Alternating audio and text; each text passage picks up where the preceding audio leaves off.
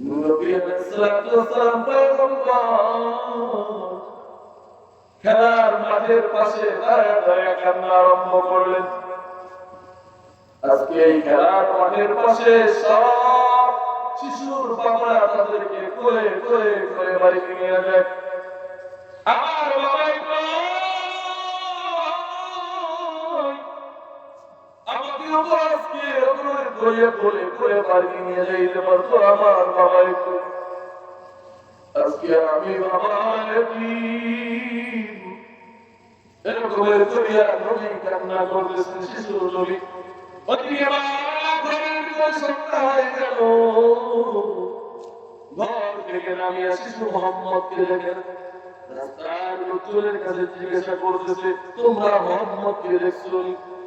রাস্তার লোকেরা বলতেছে, তোমার মোহাম্মদকে তো আমরা চিনি না, কিন্তু খেলার মাঠের পাশে একটা বাচ্চা শিশু আব্বু আব্বু বলিয়া কান্না করে, যাও গিয়া দেখো ওটা তোমার মোহাম্মদ কিনা। বাবা ঘর থেকে বের হয়ে খেলার মাঠের দিকে রওনা হয়ে গেলেন। গিয়া দেখেন যে মোহাম্মদ আব্বু আব্বু বলে কান্না করে। বাবা বললেন, মোহাম্মদ তুমি কান্না করো। নবী বিশ্বনবী বলতেছে, খেলার মাঠের পাশে দাঁড়ায় দাঁড়ায় খেলাধুলা দেখতেছিলাম। নবী আলাইহিস সালামকে আল্লাহ পাক রব্বুল আলামিন চার দুইবার করে সিনা চাক করে করে দুনিয়ার যত খেলাধুলা, দুনিয়ার যত নকশানিয়াত সবগুলো উড়ায় নিয়ে গেছে। নবী আলাইহিস সালাম কখনো খেলাধুলা করেন নাই, খেলাধুলা দেখতেছিলেন। এমন অবস্থায় মা বলতে লাগলেন, তুমি কেন কান্না করো? মোহাম্মদ শিশু নবী বলতেছেন, ও মা, খেলা যখন শেষ হয়ে গেল, সমস্ত বাবারা সন্তানদেরকে কোলে তুলে নিয়ে বাড়ি থেকে রওনা হয়ে গেল। আমি দাঁড়ায় দাঁড়ায় দেখতেছি আর আমার বাবার কথা ভাবতেছি, আমার বাবাই কই, আমার বাবাই কই। আজকে যদি আমার বাবা বেঁচে থাকতো তাহলে আমাকে এরকম করিয়া কোলে তুলে তুলিয়া বাড়ি ফিরে যাই। আজকে আমার বাবাই নেই। ও মা, জন্মের পরে তো আমার বাবাকে দেখতে পারিনি, আমার বাবার খবরটাকে একটু দেখাই বাড়ি। বাড়িতে গিয়া মা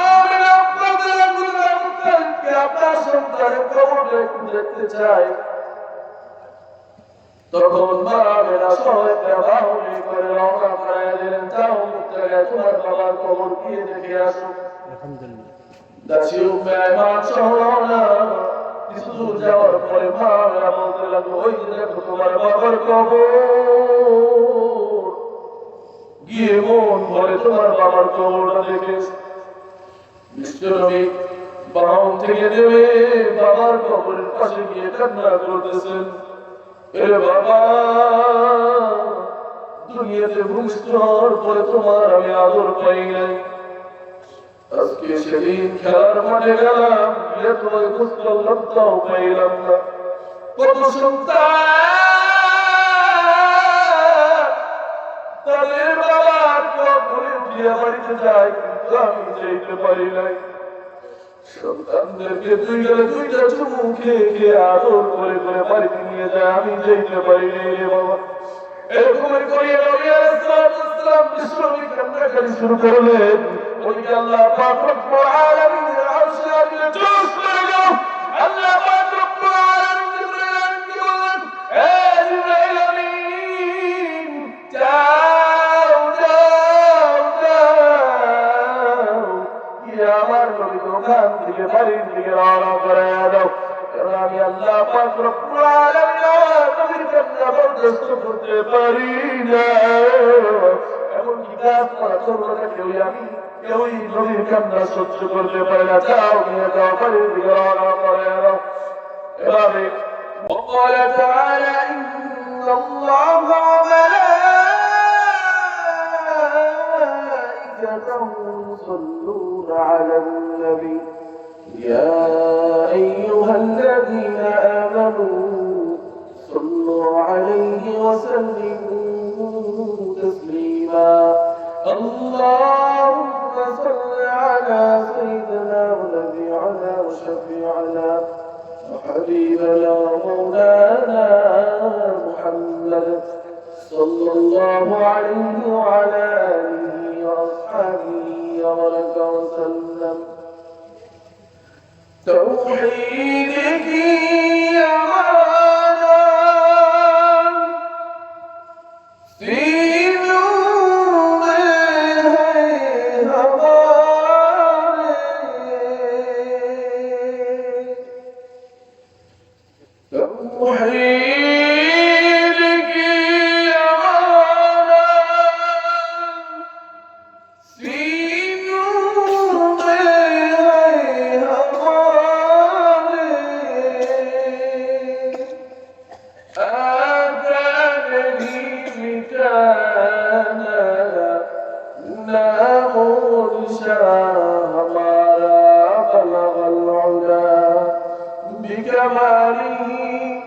كشف الدجى بجماله حسنت جميع خصاله صلوا عليه وعليه.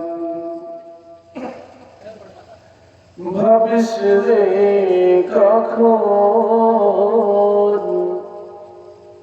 ভাবিস রে কখন আসবে যেদিন, আসবে যেদিন দুঃখের রাতি।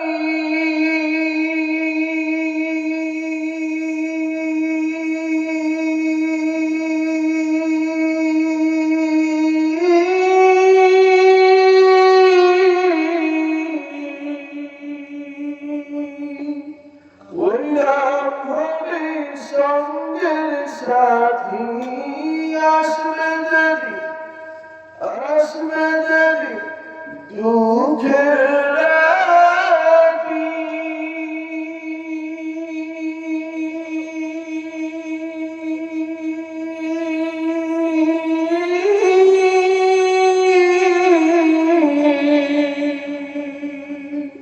ওই নাম হবে সঙ্গের সাথী, ও নাম দিলে দুনিয়াতে, ও নাম দিলে দোজাহানে বন্ধু কেহ নাই।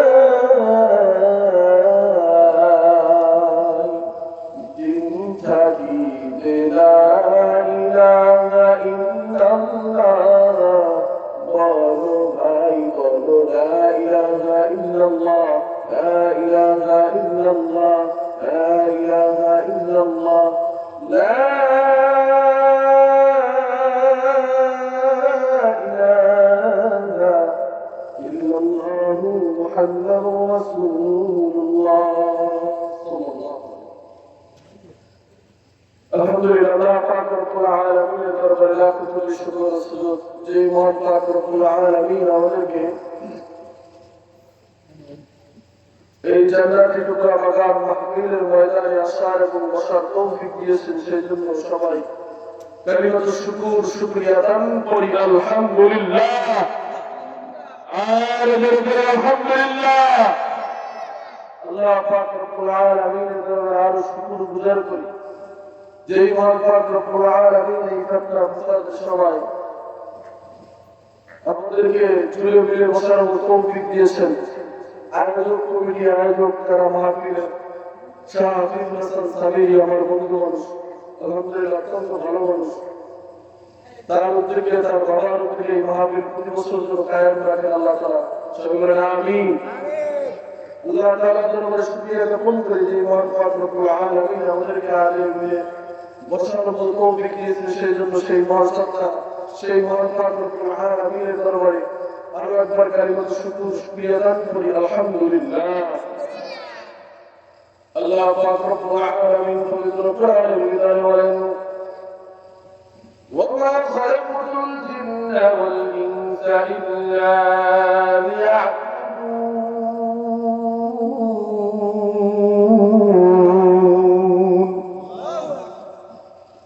আল্লাহ পাক রব্বুল আলামিন পবিত্র কোরআনে বিধানে বলেন, তোমাকে আমি দুনিয়াতে পাঠিয়েছি আমি আল্লাহ পাক রব্বুল আলামিনের ইবাদত করার জন্য। সুবহানাল্লাহ বলেন। আল্লাহ পাক রব্বুল আলামিন ইবাদত করার জন্য আমাদেরকে পাঠিয়েছেন। বলেছেন আল্লাহ যে জিন ও ইনসানদেরকে পাঠিয়েছি ইবাদত করার জন্য। এর বান্দা আমরা যদি ইবাদত করি, আমি আপনি যদি শুধু ইবাদত করি মসজিদের কোণায় বসিয়া, তাহলে আমরা কিভাবে খেলাধুলা করবো, কিভাবে রাষ্ট্র পরিচালনা করবো, কিভাবে সন্তান সন্ততি হবে, কিভাবে খেলাধুলা আয়োজন হবে।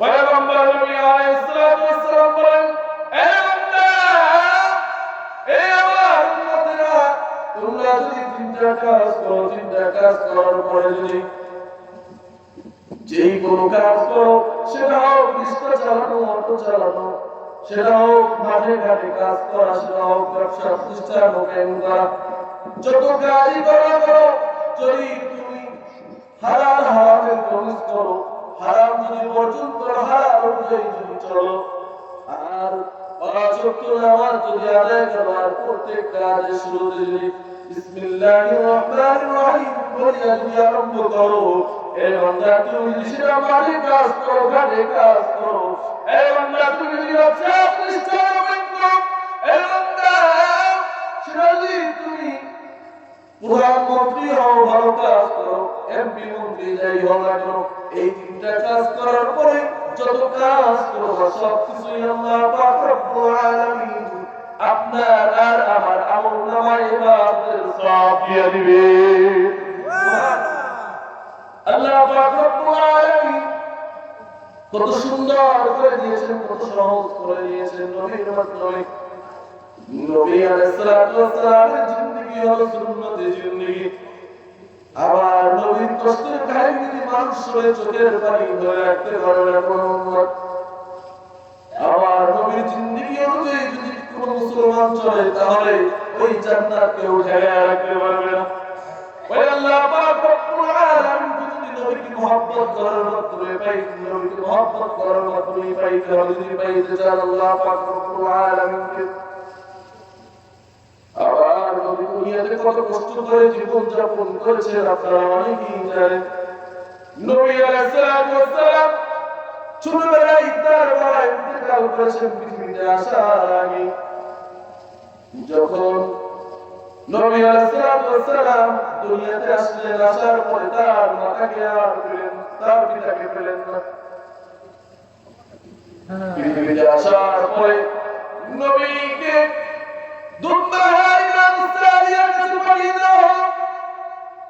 দুধ পান করার জন্য যখন দুধ পান করার বাড়িতে আসলেন, নবী আলাইহিস সালাতু ওয়াস সালাম একদিন খেলার মাঠের পাশে দাঁড়ায়া বাচ্চারা খেলা করতেছে, সেটা দেখতেছে। ওদিকে সন্ধ্যা ঘনিয়ে আসলো, বিশ্বনবী দেখতে পেল যে ওই সন্তানের বাবা প্রত্যেক সন্তানকে কোলে তুলে নিয়ে বাড়িতে যাওয়ার। নবী আলাইহিস সালাতু ওয়াস সালাম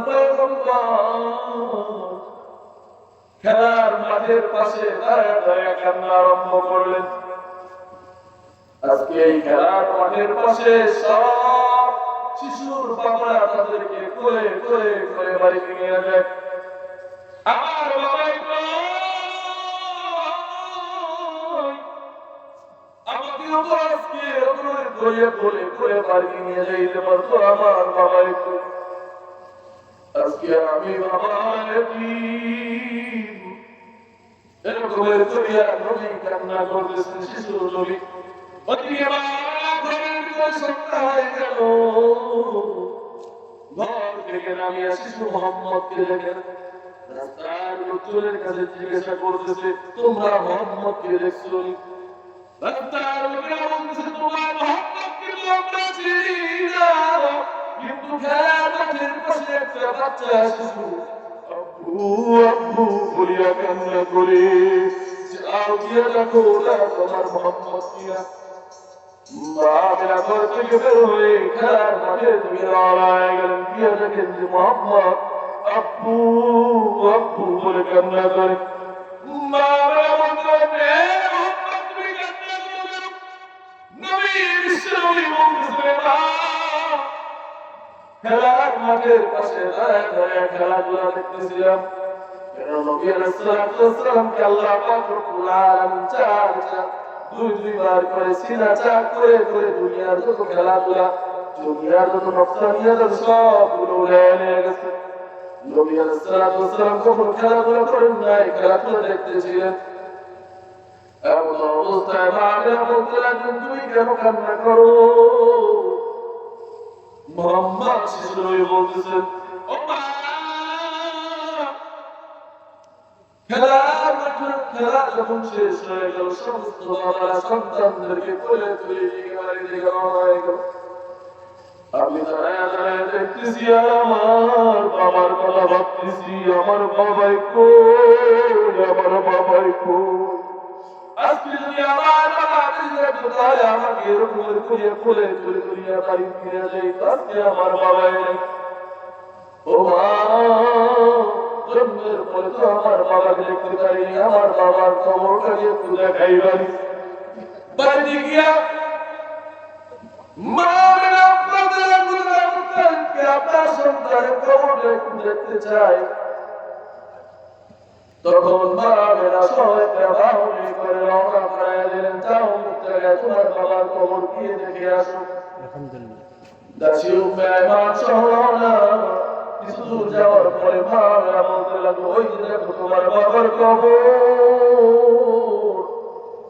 গিয়ে মন ভরে তোমার বাবার কবরটা দেখে বিশ্বনবী বাহন থেকে নেমে বাবার কবরের পাশে গিয়ে কান্না করতেছেন, এ বাবা, দুনিয়াতে ভূমিষ্ঠ হওয়ার পরে তোমার আমি আদর পাই নাই। আজকে সেদিন খেলার মাঠে গেলাম, গিয়ে তোমাকে খোঁজ করলাম, তাও পাইলাম না। কত সন্তান তাদের বাবার কবরে উঠিয়া বাড়িতে যায়, কিন্তু আমি যেতে পারি নাই। সন্তানদেরকে দুই গেলে দুইটা চুমু খেয়ে খেয়ে আদর করে করে বাড়িতে নিয়ে যায়, আমি যেতে পারি নাই রে বাবা। এরকমই করিয়া নবী আলাইহিস সালাতু ওয়াস সালাম বিশ্বনবী কান্নাকাটি শুরু করলেন। ওদিকে আল্লাহ পাক রব্বুল আলামিনের আরশে আজিমে জোশ করে গেল।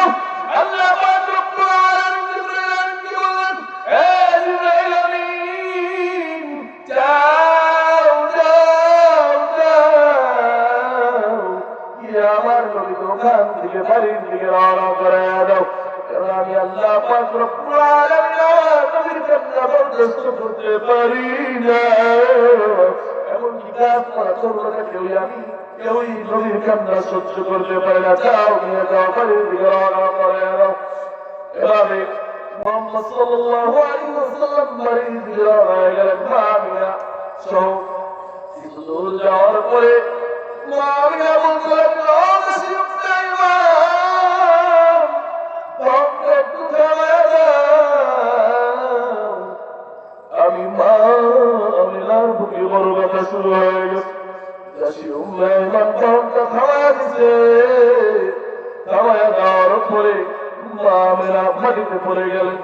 মাটিতে পড়ে যাওয়ার পরে দাসী উম্মে আইমানকে বললেন, ও দাসী উম্মে আইমান, আমার বুকে বড় ব্যথা, আমার মুহাম্মদকে একটু আমার বুকের উপরে উঠে দাও।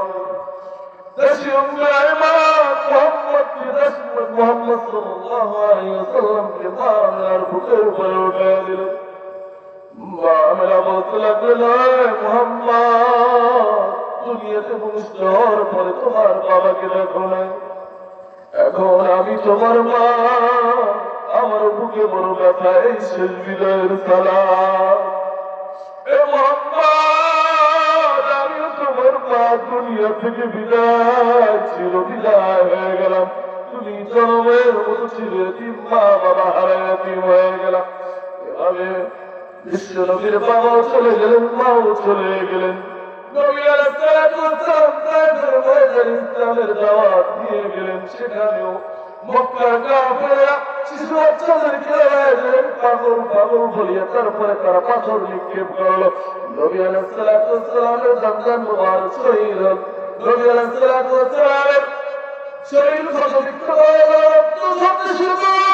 তবুও আমার নবী ওই তায়েফবাসীকে বরদোয়া করেন নাই।